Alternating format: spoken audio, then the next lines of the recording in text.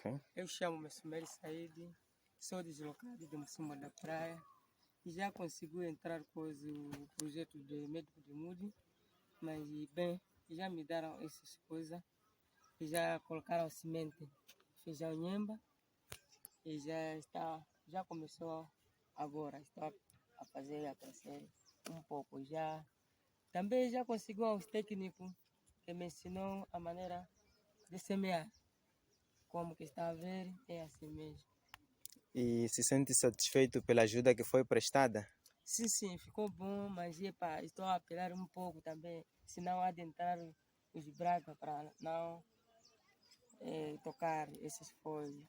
E qual é o tratamento que faz para evitar que os insectos ataquem sua produção? E é por isso queria fazer manual, pelo menos como não tem dinheiro, só deslocado, quero pelo menos arranjar como tabaco, sabão ou omo, piripiri, para não atacar os bichos.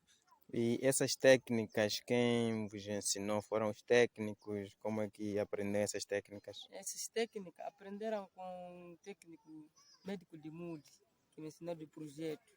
Me fizeram isso. Epa, eu queria pressionar esses medicamentos, queria aproveitar desse ano, como não fizeram antes. Mas como já conseguiu essas técnicas, queria aproveitar essas técnicas, conseguir me dar certo ou não. Ok. E se sente satisfeito vendo esta produção a dar um pouco certo com essas técnicas aplicadas?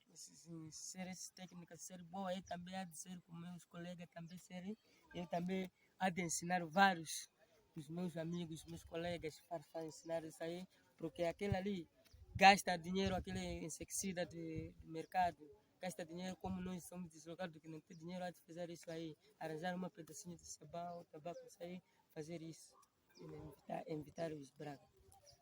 Obrigado. E qual a mensagem